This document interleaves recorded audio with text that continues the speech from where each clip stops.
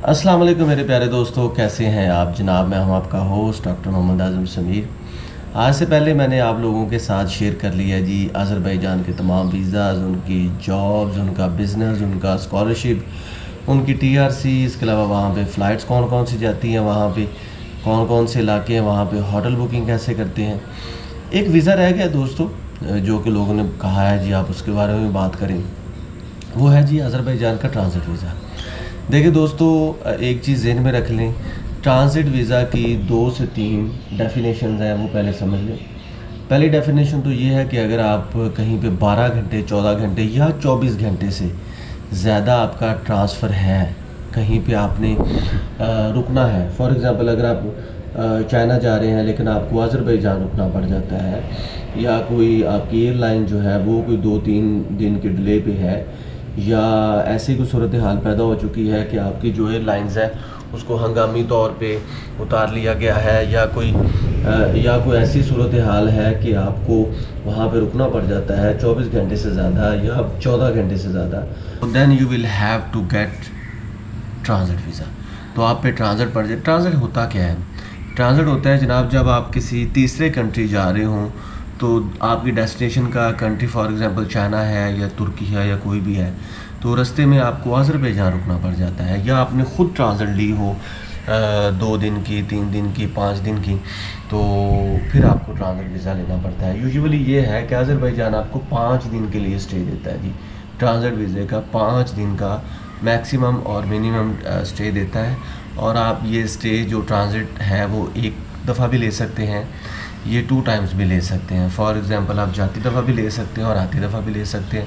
कुछ लोग ऐसे हैं जिन्होंने बरतानिया जाना होता है या फ्रांस या लंदन, किसी भी कंट्री में जाना होता है, यूके में या उससे आगे जाना होता है, तो वो चाह रहे होते हैं चले यार को 3-4 दिन हम बाकू अज़रबैजान घूम लें, तो फिर then they will have to apply for transit visa.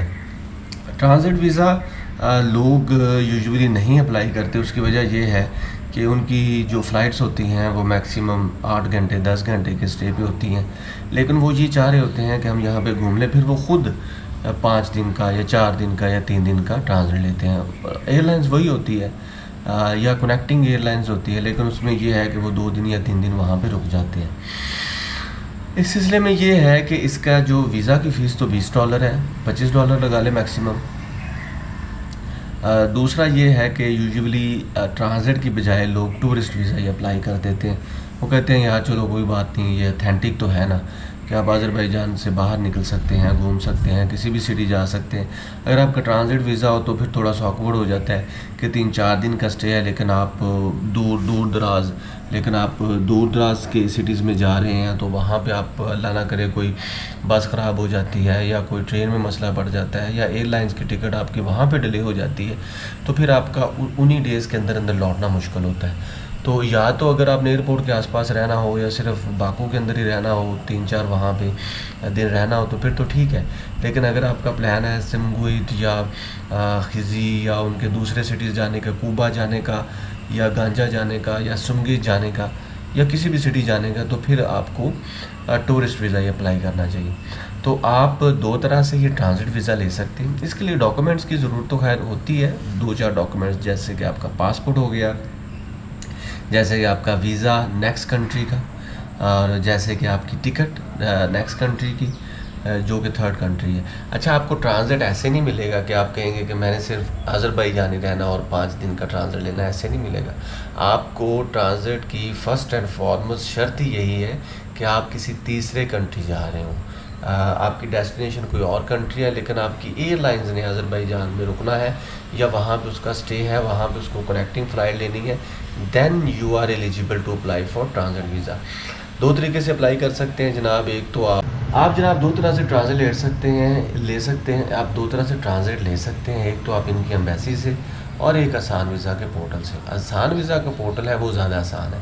आपने वहाँ पे जाना है, आपने टूरिस्ट वीज़ा अप्लाई करना है, बिज़नेस वीज़ा अप्लाई करना है, job visa, study visa, whatever, even तो ट्रांज़िट वीज़ा भी, तो वहाँ पे आपको ट्रांज़िट वीज़ा अप्लाई कर देंगे। वो 1 दिन, 2 दिन, 3 दिन मैक्सिमम। अगर आपने अर्जेंट ट्रांज़िट वीज़ा लेना है तो 3 घंटे में भी आ जाता है, उसकी फ़ीस थोड़ी सी डबल हो जाती है। तो इसके लिए आपको एक चीज़ का ख़ास ख्याल रखना होगा।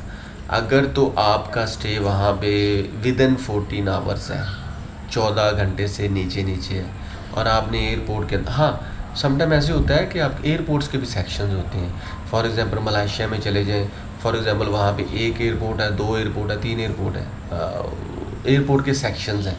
ग्वांजू में चले जाएं, अगर आपको एक सेक्शन से दूसरे सेक्शन जाना पड़ जाए, ए से बी या बी से सी या सी से जेड, तो फिर आपको क्रॉसिंग चाहिए होती है, और 4 घंटे 5 घंटे या 14 घंटे से ज़्यादा का अगर ये स्टे है तो वहाँ पे भी आपको ट्रांजिट अप्लाई करना पड़ जाती है। तो मैं जो बता रहा था कि एक चीज़ का ख़ास ख्याल रखें, जो ट्रांजिट है अगर आपका 14 घंटे के विदन ही है, 10 घंटे के विदन ही है, और अगर आपने एयरपोर्ट के अंदर ही रहना है और आपने बाहर नहीं जाना, तो फिर आपको ट्रांजिट लेने की ज़रूरत नहीं है भाइयों।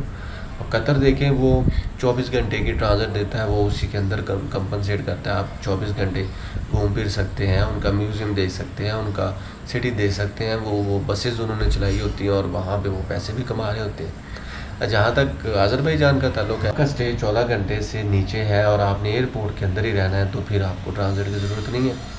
लेकिन अगर आप खुद से वहाँ पे घूमना चाहते हैं या आपका स्टे वहाँ 24 घंटे से ज़्यादा है और आप एयरपोर्ट से बाहर जाना चाहते हैं, then you can apply for transit. इनका आसान वीज़ा अज़रबैजान, जैसे आप गूगल करेंगे, मेरी पुरानी वीडियोस देख रहे हैं, आपको सारी इन्फॉर्मेशन मिल जाएगी। तो प्यारे भाइयों, मैं कोई वीज़ा एजेंट नहीं हूँ, ना ही मैं एक लॉयर हूँ, आपका दोस्त हूँ, आपका भाई हूँ, आपको गाइड करता रहता है, और यही मेरा डिस्क्लेमर भी है। तो आज तक के लिए बस इतना ही। कोई सवाल हो कमेंट सेक्शन में पूछना मत भूलिएगा। आज तक के लिए बस इतना ही। भाई को दुआ में याद रखें। अल्लाह हाफिज़।